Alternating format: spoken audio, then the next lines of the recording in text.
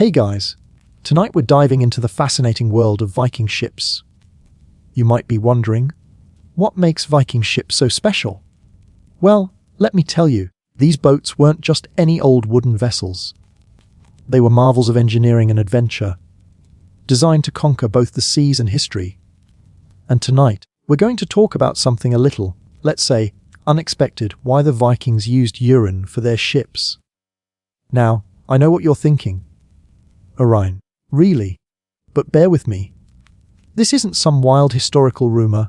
It's a quirky, yet crucial part of Viking craftsmanship. The Vikings were known for their seafaring prowess, and they needed ships that were not only durable, but could withstand the harshest conditions. So, they came up with a rather unique solution. It turns out that urine, yes, the stuff we usually avoid talking about, played an important role in the building process. You see, urine was used to treat the wood of their ships. Why? Because it helped preserve the wood and made it stronger.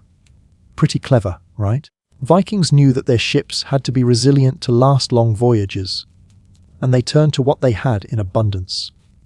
Imagine this. It's a chilly morning in a Viking shipyard, the smell of salty sea air mixing with the unmistakable scent of urine.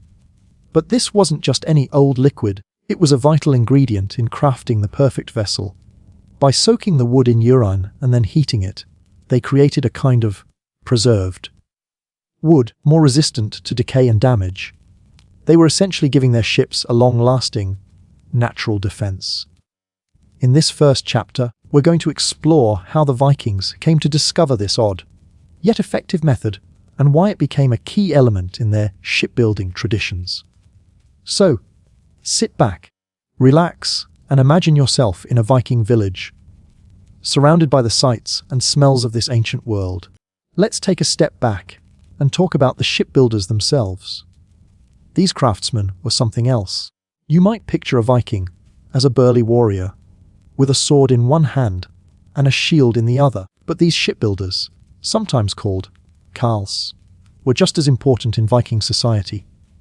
Without them, the Viking raids, the explorations to distant lands, and even their trade routes would have been impossible. Ships were the backbone of their entire way of life. Now, Viking ships weren't just a random bunch of boats slapped together. They were a carefully crafted product of tradition, skill, and, let's be honest, a little bit of luck. The Vikings were master shipbuilders, known for their ability to create vessels that could endure the harshest seas, while also being nimble enough to sneak up on unsuspecting targets. But how did they learn to craft such impressive ships? It all started with trial and error. The Vikings experimented with different materials, construction techniques, and designs, eventually settling on a ship that could be used for both battle and exploration.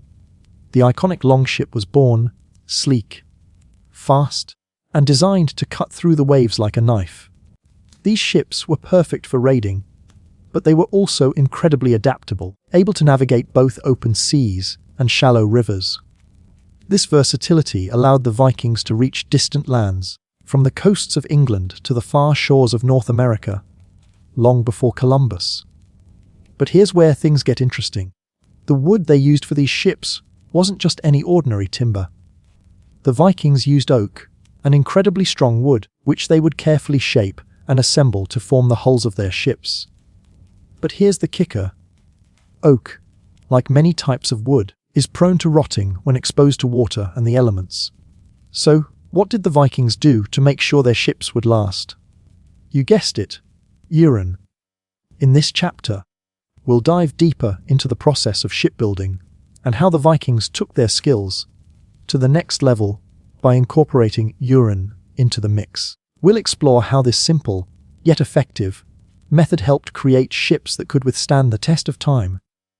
So, get ready to dive into the world of Viking craftsmanship and discover the strange, yet ingenious, way they made their ships invincible. Alright, now that we've got a sense of the Vikings' impressive shipbuilding skills, let's talk about what made their ships truly stand out. You see, Viking ships weren't just about speed or maneuverability. They had to be tough. After all, A Viking didn't just sail across the calm waters of a lake, they navigated rough seas, braved fierce storms, and even battled other ships. To survive all of that, their ships needed to be practically indestructible, and that's where the magic of urine comes in. It wasn't just a random ingredient thrown into the mix. Urine, as strange as it sounds, served a very specific purpose in making the wood more resistant to rot. The Vikings would soak their wooden ship parts in urine, and then they'd subject it to a combination of heat and time. This process helped the wood become more durable, almost like it was being preserved in its own way. The chemical reaction between the urine and the wood created a sort of protective layer that made the ships last longer and hold up better against the water. Think about it, Viking ships were designed to withstand centuries of brutal sea conditions. Constant exposure to salt water, sunlight, and wind. The Vikings weren't just interested in making their ships look good, they wanted them to perform. And urine, surprisingly enough, was the key to making sure these ships could survive for long journeys across the seas. Without it, their ships might not have been able to withstand the constant battering they received. But why urine? Why not, say, vinegar or some other substance? Well, urine contains ammonia, which, when it reacts with the wood, helps to break down the organic compounds that cause decay. This process, when combined with the heat from a fire, would essentially treat the wood, making it more resistant to rot and giving it a longer lifespan. And let's face it, the Vikings were nothing if not resourceful. They used what they had at hand, and urine was abundant. In this chapter, we'll dive into the nitty-gritty details of how urine worked its magic on the wood. We'll also explore why this technique wasn't just practical, but also kind of genius, considering the time period. The next time you think about the Vikings, you can impress your friends by telling them that urine was a key ingredient in one of the most powerful and enduring naval fleets in history. It's a weird fact, but it's true, and it shows just how clever the Vikings were. Now that you've got the gist of how urine was used in shipbuilding, let's talk about the not-so-glamorous side of it all. Yes, the smell. While the Vikings were busy perfecting their shipbuilding techniques, someone had to handle the less pleasant task of dealing with the urine. And it wasn't just a small whiff of ammonia they had to contend with. Imagine the stench of thousands of gallons of urine being used on hundreds of ship parts. That's a lot of liquid, and not the kind of thing you'd want wafting through your nostrils for long periods of time. But here's the thing, despite the unpleasant aroma, the Vikings knew the importance of what they were doing. The smell might have been unbearable at times, but it was a small price to pay for the durability of their ships. It was one of those necessary evils, and considering the fact that these ships were essential for their raids, trading, and exploration, the Viking craftsmen weren't about to let a little odor stop them. They were focused on the bigger picture, creating ships that could withstand the harshest sea conditions. Imagine being one of these shipbuilders, working away under the hot sun with the scent of urine all around you. You'd probably try to avoid breathing too much. But hey, if you wanted to eat, sleep, and have some form of a future, you'd just deal with it. In a way, it became a part of the Viking experience.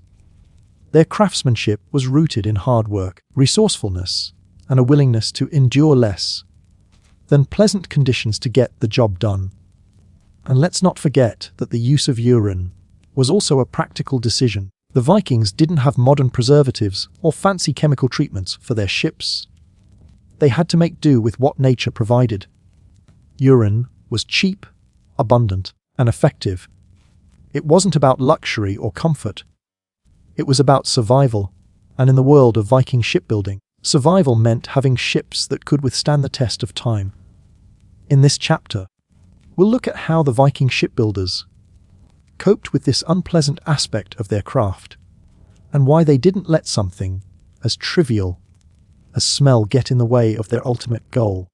You'll come to understand just how dedicated these craftsmen were to their work, and how the smell of urine was a small price to pay for the success of their ships. And hey, in hindsight, it's kind of impressive that they didn't just throw in the towel because of a little stink, right? Alright, so we've talked about the process and the smell. But let's take a step back and look at why the Vikings needed ships that could endure in the first place. It wasn't just about building something sturdy enough to cross a lake or a river. These ships were designed to face the unforgiving vastness of the sea. Vikings didn't just sail for fun. No, they were explorers, traders, and, yes, raiders. Their ships were their primary tool for making a name for themselves across the world. Picture this. It's around 800 AD, and you're a Viking on a longship about to embark on a journey. You and your crew are preparing to sail across rough seas to faraway lands. The weather's unpredictable, the ocean's vast, and the horizon's a blur of blue. Your ship, it better be able to handle anything that comes its way. Vikings didn't just set out on leisurely cruises. They went to war, to trade, to explore unknown lands. Their ships had to be tough, adaptable, and capable of holding up against the unpredictable forces of nature. This was no place for a weak, poorly built boat. Now, this is where we start to see the brilliance of the urine treatment. The Vikings, being the clever people they were, realized that the combination of wood, salt water, and time could cause the wood of their ships to rot and decay. Salt water was their ship's biggest enemy, and without proper preservation, their ships would barely last a season before falling apart. They needed a solution, and fast. So, what did they do? They took what they had around them, urine, and used it to treat their ships. This wasn't just a random choice. The Vikings understood the science of the material world around them better than you might think. They may not have known the exact chemical process behind it, but they knew that urine, with its high levels of ammonia, could help preserve the wood. The heat from the fire helped activate the chemical properties, and the wood became resistant to rot. A little bit of urine went a long way, and suddenly, they had ships that could survive multiple voyages across harsh seas. In this chapter, we're going to explore why this need for durable ships was so crucial. We'll look at the Viking voyages that took them to places like modern-day England, France, and even as far as North America. And we'll talk about how their ships weren't just boats. They were the backbone of Viking expansion. These ships weren't just for travel. They were instruments of conquest and exploration. Without them, the Vikings might never have been able to spread their culture and influence across such vast distances. Now, let's talk about the incredible voyages the Vikings undertook. Those long, treacherous trips across oceans into the unknown. Imagine this. You're a Viking sailor staring out at an endless expanse of water, not a single landmass in sight. The journey could take days, weeks, or even months. The Vikings were no strangers to risk, and the stakes of each voyage were incredibly high. The ships they sailed on had to be as resilient as the people on board. If they weren't, the entire journey could end in disaster. But before you think about the ships solely as means of travel, think about how important they were for the Vikings in a broader sense. The Vikings weren't just sailing to look for treasure or make a name for themselves. No, their ships were their link to survival. If a Viking crew wanted to raid or trade, their ship needed to not only get them there, it needed to bring them back. And to do that, it had to be in top condition for every single journey. This is where the durability of the ships becomes essential. Without the urine treatment, those ships might have easily succumbed to the wear and tear of salt water. The Vikings' primary goal, after all, was to last long enough on the seas to reach their destination and return home. It wasn't about being quick or flashy. It was about survival. The combination of urine and heat made the wood stronger and less susceptible to rot, ensuring that Viking ships could survive multiple journeys over long periods of time. In essence, the ships were built to endure the same harsh conditions that the Vikings themselves faced. Let's go back to those epic raids. Picture this. It's the 9th century, and a group of Vikings are preparing to leave their homeland in Scandinavia.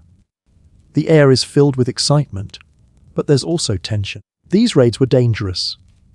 No one knew exactly what would happen once they landed, but their ships gave them an edge.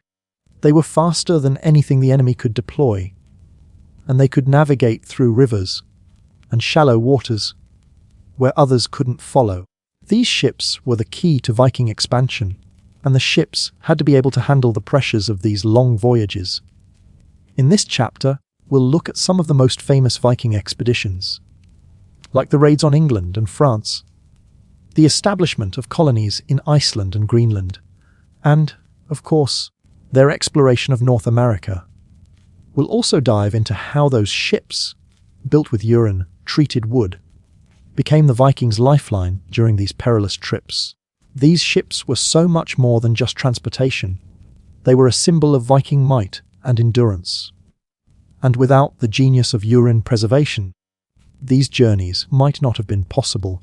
Now that we've established how vital Viking ships were to their maritime adventures, let's take a closer look at the actual journey.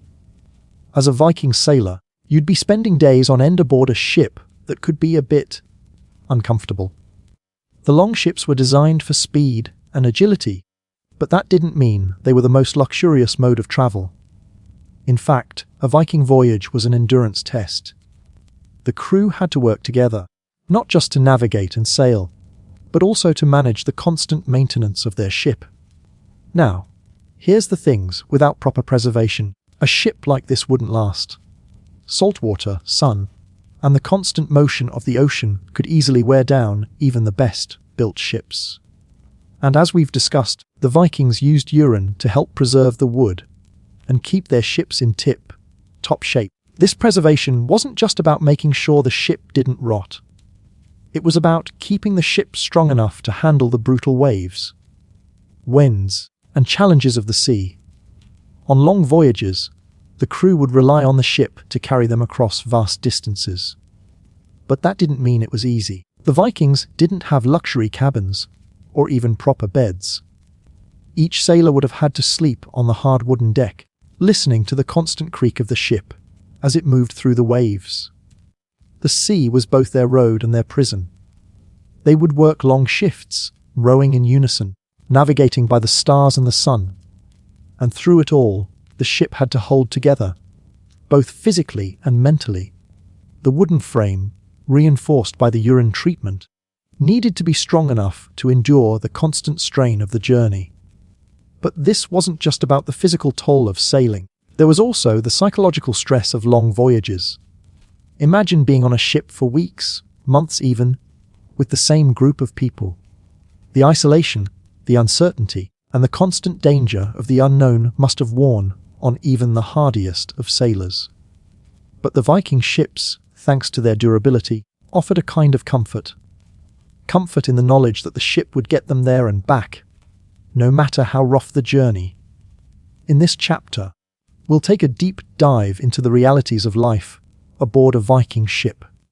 We'll talk about how the crew worked together to keep the ship in top condition, how they maintained the sails and oars, and how the ship itself, with its urine-treated wood, became an integral part of their success on the open sea. We'll also explore how the durability of these ships helped the Vikings conquer the sea, one wave at a time. The ships weren't just tools of warfare, they were their lifelines. As the Vikings ventured farther from home, one of their most challenging obstacles wasn't just the wild seas or the fierce winds. It was the very environment they sailed through. Let's take a moment to think about the conditions the Vikings faced. Picture the North Sea, in the dead of winter, bitter cold, the wind howling, waves crashing against your ship. These ships were designed to endure these harsh conditions, but they needed to be tough in every sense of the word. Not just their physical structure, but their overall resilience to the elements. And as we've already mentioned, the Vikings' secret weapon here was the preservation process involving urine. It was this chemical treatment that gave their ships an edge when it came to withstanding both the sea and the test of time. So, why was this so important? Well, without the right care, the wood of the ships could have easily fallen prey to rot. The salt water would seep into the wood, weakening it, and eventually, the ships would fall apart. And if that happened out there in the middle of the sea, you wouldn't just lose your ship, you'd lose your life. The Vikings knew this all too well, which is why they went to such great lengths to preserve their vessels. Using urine to treat the wood might seem strange to us today, but for them, it was a matter of survival.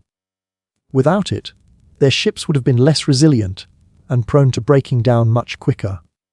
The Vikings, who were often out on these long journeys for weeks or months at a time, didn't have the luxury of being able to pull their ships into a safe harbor every time something went wrong. Their ships had to hold up in the worst conditions, and that's where the urine treatment played its crucial role. As the wood was treated with urine, it was more resistant to the elements. The Vikings were able to keep sailing, exploring, raiding, and trading in ways that few other civilizations could. And let's not forget the sheer genius of it all. The Vikings didn't have modern technology. They didn't have the fancy tools or preservatives we use today. They used what they had, urine, and found a way to make it work. And it worked remarkably well. Without this treatment, those long voyages to distant lands like England, France, and even North America might not have been possible. The Vikings wouldn't have been able to make those long trips, and the world might look a little different today. In this chapter, we'll dive deeper into how the elements played a critical role in shaping Viking shipbuilding practices. We'll also explore how the Vikings adapted to the environment they sailed through, relying on their ingenious methods to preserve their ships and continue their voyages across some of the roughest waters known to man. Without the strength and durability of their ships, the Vikings' legacy of exploration and conquest may never have been realized. At this point, you've probably realized that Viking ships weren't just about function. They were also a vital part of Viking culture. These ships weren't just tools for survival or conquest. They were deeply intertwined with Viking identity and mythology. Imagine this. Every time a Viking crew set out to sea, they weren't just embarking on a journey. They were stepping into a world filled with the stories of gods, monsters, and destiny. Viking ships were, in a way, floating symbols of their culture. The design of the longship itself was based on the natural world, influenced by both their environment and their beliefs. The way they constructed their ships reflected the importance they placed on the sea. For the Vikings, the sea wasn't just something to cross. It was a place of legend and adventure, filled with dangers but also with endless possibilities. And the ships, built from wood and treated with urine to ensure their strength, became the physical manifestation of that ambition. The Viking longships, often adorned with fierce, dragon-shaped prows, weren't just ships. They were warriors in their own right. The dragon heads weren't just for show. They were a reflection of the Vikings' belief in their connection to the mythical world. According to Norse mythology, dragons were guardians of treasure, symbols of power and protection. By placing dragon heads on their ships, the Vikings were signaling to the world that they were unstoppable. The ships were extensions of the Viking warriors themselves, and they carried with them the essence of their culture. Brave, fierce, and unstoppable. But there's something even deeper here. The Vikings believed that the ships were not just a means of transportation, but also a way to connect with the gods. Ships were often used in burial rituals for important Vikings. When a great warrior or leader passed away, they were sometimes buried in a ship, as if sending them on one final journey to the afterlife. This belief in the spiritual significance of ships further tied the Viking seafaring tradition to their broader religious and cultural practices. In this chapter, we'll explore how the Vikings' belief system influenced their shipbuilding practices. We'll dive into the connection between their ships and their mythology, looking at how their understanding of the sea and their gods shaped everything from the design of their ships to the rituals they performed. You'll see that for the Vikings, their ships were much more than vessels of wood and metal. They were the keys to immortality, both in this life and the next. As we've explored, Viking ships weren't just functional or symbolic, they were deeply embedded in the everyday life and the very survival of Viking communities. But let's not forget the sheer scale of the Viking expeditions. These were not small trips across familiar waters. They were massive undertakings that required careful planning, teamwork, and coordination. Viking voyages often involved not just a few sailors, but entire fleets of longships, each carrying dozens of men, food supplies, weapons, and sometimes even livestock. The Vikings didn't just set out to raid the nearest coastline. They sought adventure and opportunity across vast distances. They traveled from Scandinavia to the British Isles, across to France, and even as far as the Mediterranean and North Africa. But to make these long journeys, everything had to be in place. The ships had to be durable and strong enough to endure the relentless battering of the sea, and the crew had to be well prepared for the challenges they faced. One of the most impressive aspects of Viking expeditions was the speed at which they could travel. Viking ships were designed for speed, fast enough to outrun enemies, quick enough to catch a coastal village off guard. The ships could cover vast distances in relatively short periods of time, and this speed was crucial during raids. The Vikings would often land, conduct their raid, and leave within a matter of hours, before the local defenders could mount any meaningful resistance. The ships allowed them to strike quickly, then retreat just as fast. But here's the kicker. The reason the Vikings were able to achieve such speed and success wasn't just because their ships were fast. It was also because they were light. Unlike the heavy ships of other seafaring cultures, Viking longships were designed to be nimble and easily maneuverable. They could sail in shallow waters, navigate narrow rivers, and even be carried over land if necessary. This gave the Vikings an incredible advantage. They could launch raids not just along the coast, but deep inland, far from the sea. This versatility allowed the Vikings to establish settlements far from their homeland. Once they had secured an area, they could use their ships to continue their raids, trade, and exploration, turning their ships into the backbone of their expanding empire. The durability of the ships, reinforced by the treatment of urine, ensured that the Vikings could continue their journeys, maintaining their dominance in the seas for centuries. In this chapter, we'll take a closer look at how the Vikings used their ships to create their empire. We'll discuss the role of the ships in Viking raids, settlement building, and how their ability to quickly navigate both the open sea and shallow rivers gave them a strategic advantage over their enemies. You'll see how, through sheer ingenuity, the Vikings turned their ships into the ultimate weapon in their quest for expansion. As we continue to delve deeper into the Viking way of life, it's important to highlight one of the most fascinating aspects of their voyages: their complex relationship with the sea.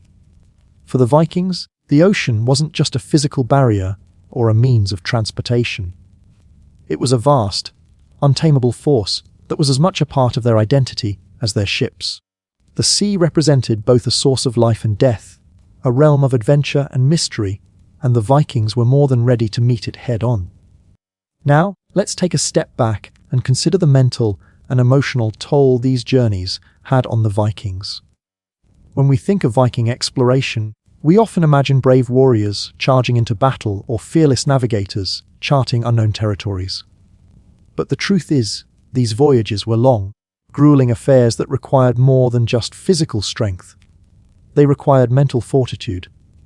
The sea was unpredictable, and despite their superior ships, the Vikings could still fall victim to its whims. The Vikings didn't just fear storms, they respected them. The sea was home to countless dangers, and the Vikings had to be constantly vigilant.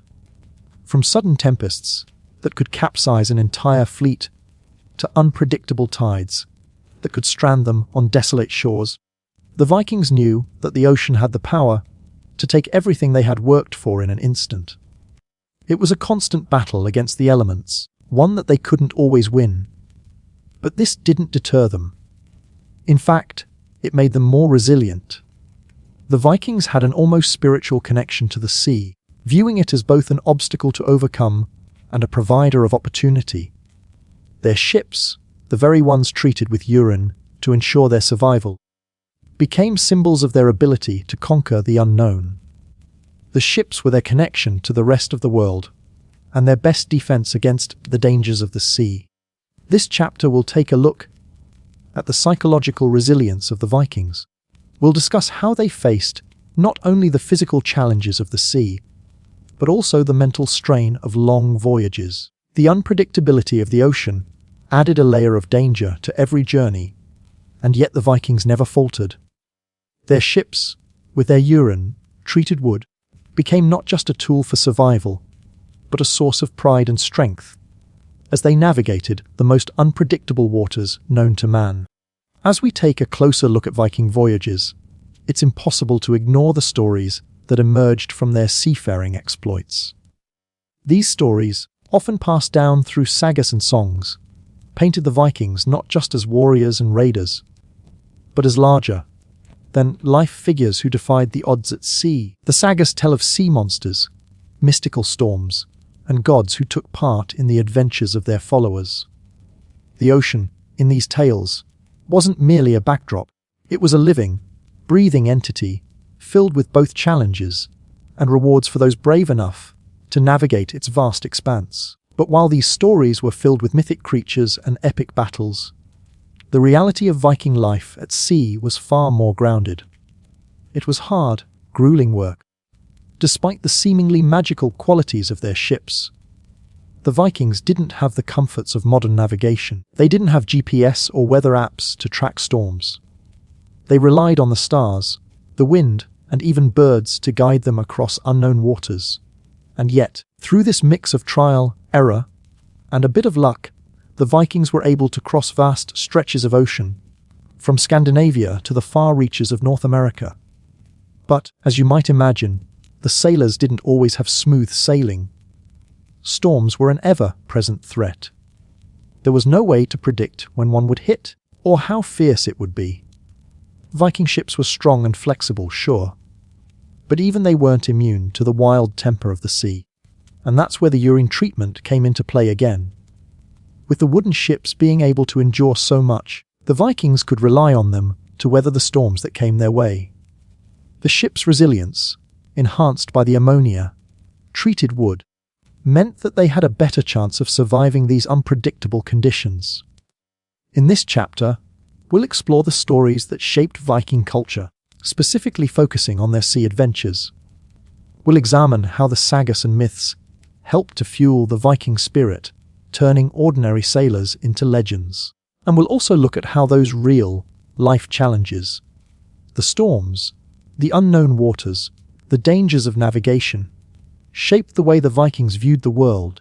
Their ships, built with both practical science and symbolic significance, became the key to unlocking the mysteries of the sea.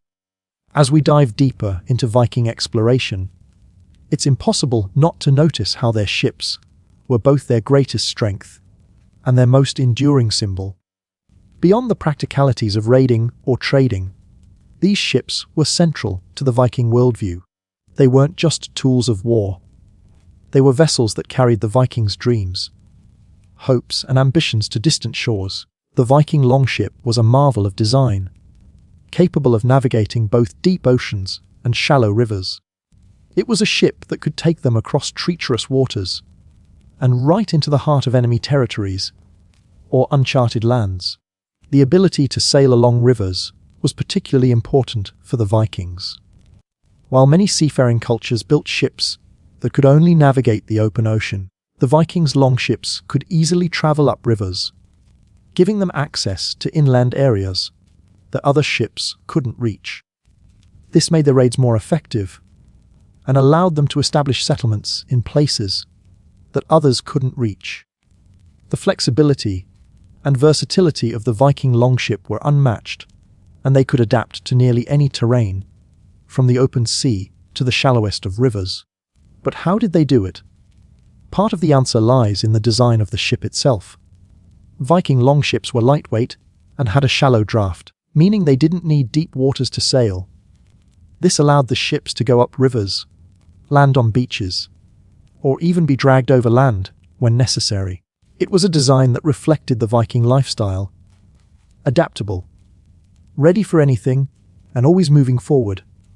The ships could go where no other ships could, and this gave the Vikings an edge over their enemies.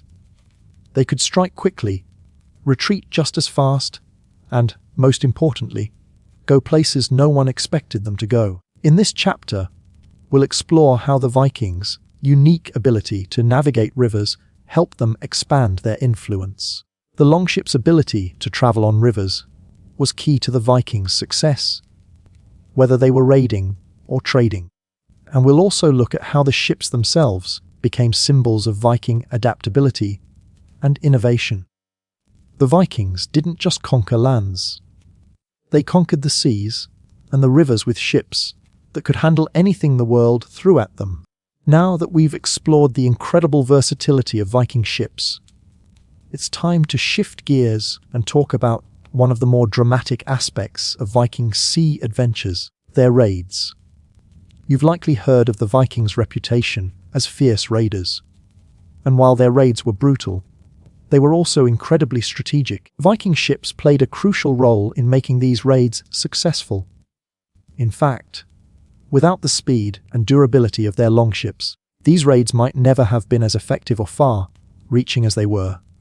Picture this. It's the year 793, and a fleet of Viking ships is approaching the monastery at Lindisfarne on the northeastern coast of England. The monks at Lindisfarne had no idea what was coming. One moment, the sea is calm. The next, the Vikings are landing on the shore, launching a raid.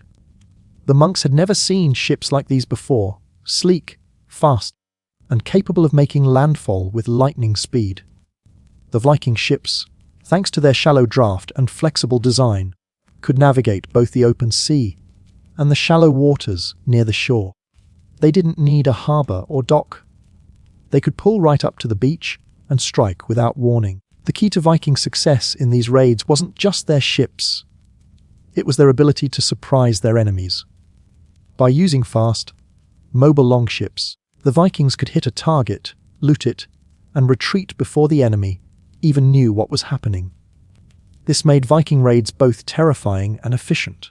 It was a system that relied on speed, surprise, and the durability of their ships to strike at the heart of enemy territories. The Vikings didn't need to engage in long, drawn-out battles. They relied on the shock and speed of their attacks to overwhelm their targets and make off with treasures, resources, and captives. In this chapter, we'll dive into the details of the Vikings' raiding strategy and how their ships were central to their success. We'll also take a look at some of the most famous raids, like the attack on Lindisfarne, and how the Vikings were able to exploit their ships' unique design to strike at the heart of Europe. The story of Viking raids is one of cunning, speed, and fearlessness, all of which were made possible by the ships that carried them. The story of Viking raids is undoubtedly one of the most captivating parts of their history, but it also leads us into the aftermath of these daring ventures. After the initial success of a raid, the Vikings needed more than just ships and weaponry to secure their position in foreign lands. Once the spoils were gathered, it wasn't enough to simply escape. The Vikings needed to establish footholds in these new territories and maintain their dominance. This is where their ships came in again, not only for the raids, but as a means to transport and sustain their newly established colonies. As the Vikings ventured deeper into Europe, they realized that they couldn't just rely on short, hit, and run raids. They had to settle, and that meant their ships needed to become more than just tools for war. They needed to serve as vessels of transportation for settlers, resources, and livestock. Viking settlements began to sprout up across the lands they had raided, from England to Ireland, and even as far as modern-day Russia and the Mediterranean. These early settlements required an infrastructure of their own, and the ships, with their durable construction and flexibility, became a key part of this new Viking world. One of the most notable examples of Viking settlement was in the North Atlantic. After raiding the British Isles, the Vikings expanded their reach to Iceland, Greenland and even Newfoundland. These voyages were incredibly difficult, and the Vikings had to rely on their ships not just to get them there, but to ensure they could survive once they arrived. Iceland, for example, wasn't a land of plenty. The settlers had to bring everything they needed from Scandinavia: livestock, tools, seeds, and even culture. The ships were their lifeline, allowing them to not only travel but also transport these crucial supplies. But it wasn't all smooth sailing, literally and figuratively. Once they settled, the Vikings had to maintain contact with their homeland. These early settlements weren't self-sustaining at first, and so the ships continued to play an essential role in the survival of the colonies. They needed ships to continue trading, to bring back supplies, and to defend against hostile forces. The durability of the ships was critical in keeping these colonies connected to the Viking heartlands. The Urine, treated wood, which had been so vital in the original voyages, continued to serve its purpose as these settlers navigated the challenges of establishing new territories. In this chapter, we'll explore the role of Viking ships in the settlement process. We'll discuss how the Vikings used their ships to establish colonies in foreign lands, how these ships helped them maintain their newly acquired territories, and how their legendary durability made all of this possible. The ships weren't just tools for war, they were lifelines, ensuring that the Vikings could not only conquer new lands, but thrive in them. As the Vikings expanded their influence through raids and settlements, one of the most fascinating aspects of their maritime history comes into focus: the role of trade.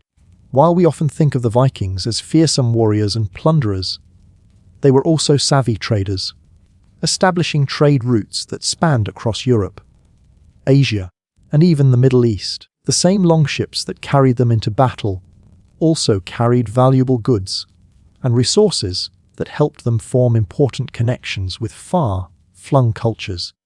Trade was crucial to the Vikings' success in establishing and maintaining their influence. The Vikings weren't just after gold and silver from their raids. They sought goods that could help sustain their growing empire, things like furs, timber, iron, and even slaves. These goods were transported by the very ships we've been talking about.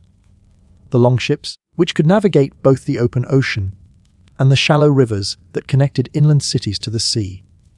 These ships weren't just made for war, they were trade vessels, too, designed to haul precious cargo over vast distances. One of the most impressive feats of Viking trade was their ability to establish a network that spanned from Scandinavia to Byzantium. In fact, the Vikings were integral to the development of the trade route, known as the Viking trade route, which connected the north to the Mediterranean. Along this route, the Vikings traded in everything from amber and furs to textiles and spices.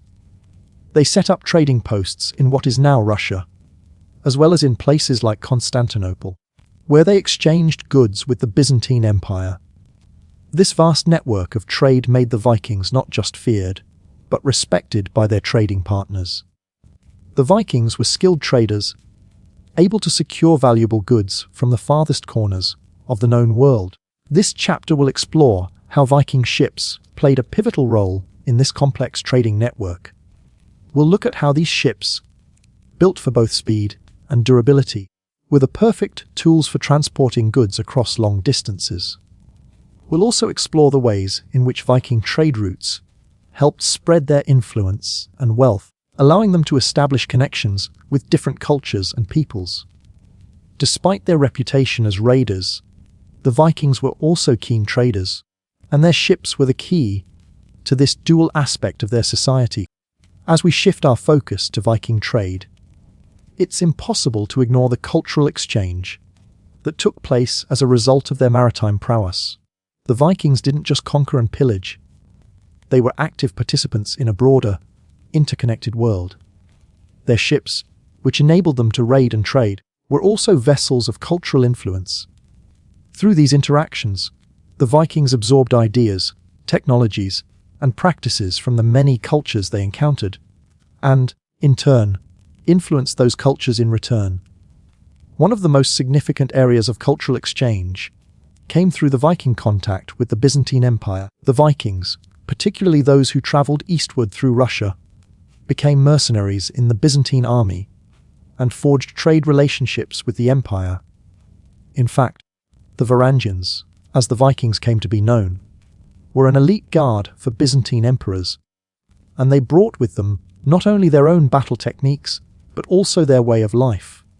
The Viking longship, already an incredible feat of engineering, was admired by the Byzantines for its adaptability and design. In many ways, the Vikings' ability to traverse both open seas and narrow rivers was far beyond what the Byzantines were accustomed to. This cultural exchange wasn't limited to just the East. The Vikings also interacted with the Anglo-Saxons, the Franks, and even the Arabs. They brought with them new technologies, such as the advanced metalwork used in their ships, and adopted new techniques from the societies they encountered. For example, the Vikings learned the art of coinage and trade from the Arabs, which helped them establish themselves as more sophisticated traders. The Vikings' understanding of shipbuilding and navigation was also improved by their interactions with these various cultures, making their ships even more formidable. In this chapter, we'll explore the cultural exchange facilitated by Viking ships and how these interactions shaped Viking society. We'll look at how the Vikings not only impacted the cultures they encountered, but were also influenced by them, creating a more complex and dynamic world. These exchanges were not just limited to goods. They included the sharing of ideas, traditions, and technologies that ultimately made the Vikings one of the most innovative and adaptable civilizations of their time. As we've seen, Viking ships were more than just tools for raiding or trading. They were central to the Vikings' identity, symbolizing their connection to the sea and their ability to navigate the vast unknown. But what happens when these ships are no longer in use? Well, just like the Vikings themselves, the longships became a part of history.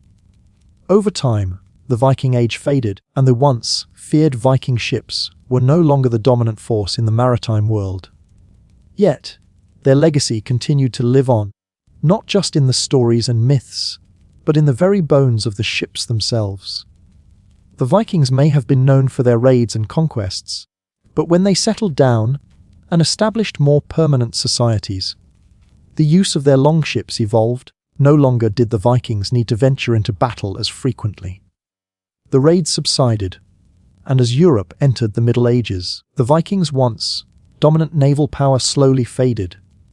The longships, however, didn't just disappear. They became part of the Vikings' legacy, influencing shipbuilding for generations to come.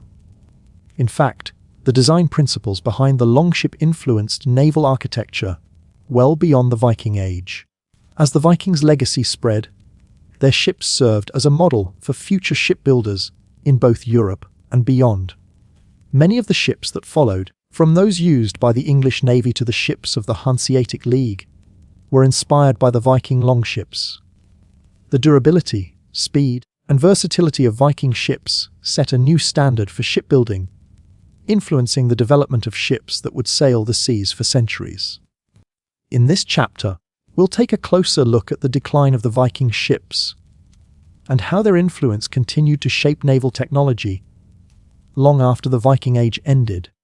We'll explore how Viking shipbuilding techniques were passed down through the generations, impacting the evolution of maritime travel and warfare. Even though the Vikings no longer roamed the seas as conquerors, their ships lived on, serving as models of innovation and endurance for future civilizations. Even though the Viking ships eventually faded from the seas, their impact continued to ripple through time, particularly in how we view Viking culture today. You see, the legacy of these ships isn't just about the battles they fought or the lands they conquered. It's about how they shaped the world beyond their age. The Viking longship wasn't just a mode of transportation or a warship. It was a symbol of exploration, adaptability, and innovation that has echoed through history. But beyond the historical significance of Viking ships, there's also a broader, more symbolic takeaway from their story. These ships were far more than just the sum of their parts. They represented the Viking spirit of adventure, a constant push into the unknown. And this drive didn't end when the Viking Age did. The Viking longship, with its remarkable design and durability, became a symbol of human ingenuity, one that inspired future explorers and maritime cultures to push beyond the limits of what they knew. One of the fascinating things about Viking ships is how, even after the Viking Age ended, they continued to inspire both the myths and reality of exploration. For centuries, the Viking spirit of navigating the seas didn't just fade into the past. It became a part of the mythic narrative of exploration. Think about how the Vikings were among the first Europeans to reach North America, long before Columbus. Their voyages, fueled by curiosity and bravery, sparked a kind of explorer's spirit that wouldn't be fully realized again until later periods in history, such as the Age of Exploration. In this chapter, we'll dive into the cultural and symbolic legacy of Viking ships. We'll explore how their ships didn't just survive as tools of conquest. They became icons, inspiring future generations of sailors, explorers, and adventurers. We'll also look at how the Vikings' impact on shipbuilding and navigation continued to shape the world of maritime exploration long after their ships stopped sailing. From their enduring presence in mythology to their influence on the design of modern vessels, the Viking longship remains a symbol of human adaptability and exploration. While the Viking longships may have sailed off into history, their legacy has been far from forgotten. In fact, their influence continues to inspire and inform modern shipbuilding and exploration. Even today, the world looks back at the craftsmanship and ingenuity of the Viking ships, and they have become a central part of how we understand Viking culture and history. Their design has been studied, reconstructed, and admired for its remarkable blend of utility, speed, and elegance. In recent years, historical reenactments and archaeological discoveries have allowed us to get a closer look at how these ships were built and used. In 1959, for example, the famous archaeologist and historian Helge Ingstad and his wife, Anne Stein Ingstad, discovered the remains of a Viking settlement at Ellands Ox Meadows in Newfoundland. The discovery confirmed that the Vikings had reached North America long before Columbus. With this discovery came the realization that the Viking longship was integral to their ability to sail such great distances, from the cold waters of the North Atlantic to the shores of North America. Reconstructed Viking ships, like the ones in museums across Scandinavia, have also sparked a renewed interest in Viking maritime culture. These ships are not just historical artifacts, they are living, sailing relics of a time long past. Every year, groups of enthusiasts and historians build and sail replicas of Viking ships, following ancient techniques and practices. For instance, the Drake and Harold H. Ruffager, a large Viking longship built in modern times, sailed across the Atlantic in 2016, following the ancient Viking route from Norway to North America. This journey not only showcased the extraordinary capabilities of Viking ships, but also symbolized the lasting connection between the past and the present. The Vikings' longship legacy is also visible in modern naval architecture. While modern ships are vastly different in materials and design, the principles of Viking shipbuilding continue to influence the development of naval vessels today. The shallow draft of Viking ships, for instance, allowed them to navigate in both deep and shallow waters, making them incredibly versatile. This principle of adaptability can be seen in modern ships, designed for both military and civilian purposes, such as amphibious assault ships, which can traverse a variety of environments. Additionally, the streamlined, sleek design of Viking longships has inspired boat builders to this day, especially in the realm of racing yachts, where speed and agility are paramount. In this chapter, we'll explore the continued relevance of Viking ships in modern times, from historical reenactments to the influence on modern ship design. We'll see how the legacy of these remarkable vessels has persisted long after the Viking Age came to a close. We'll also look at the ongoing interest in Viking exploration, how modern adventurers and sailors have been inspired by the Viking spirit of discovery, and the ways in which Viking ships remain an iconic symbol of human innovation and exploration.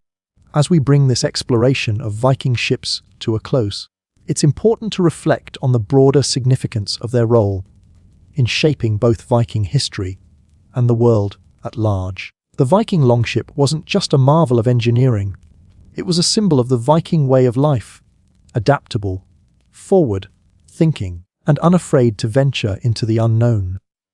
The ships enabled the Vikings to chart new territories, to forge trade routes, to establish settlements, and to spread their culture far and wide. But perhaps most importantly, they embodied the Viking spirit of adventure and exploration. While their legacy is most famously tied to raids and battles, Viking ships also carried the dreams of a people who saw the world as a vast ocean of possibilities. The Vikings weren't just warriors. They were explorers, settlers, and traders. Their ships were the vessels of a civilization that refused to be confined by the shores of its homeland, instead reaching out to distant lands and shaping the course of history. The Vikings taught the world a vital lesson that no matter how small or isolated a people may seem, with the right tools, the right mindset, and a sense of daring, they can change the course of history. In closing, it's worth recognizing that the Viking ships remain as symbols of a time when human ingenuity and perseverance were pushed to their limits. The design and craftsmanship of these ships were far ahead of their time, and their legacy continues to inspire. Whether you're admiring a reconstructed Viking longship in a museum or reading about the adventures of Viking explorers, there's no denying the enduring impact of these remarkable vessels. In this final chapter, we'll reflect on the lasting legacy of Viking ships. We'll discuss how these ships have become an enduring symbol of Viking history, culture, and spirit. We'll also take a moment to look at how they continue to inspire modern-day exploration, from sailing expeditions to the designs of the ships we use today. The Viking longship may no longer sail the seas, but its influence and the spirit it represents will continue to echo through history for generations to come.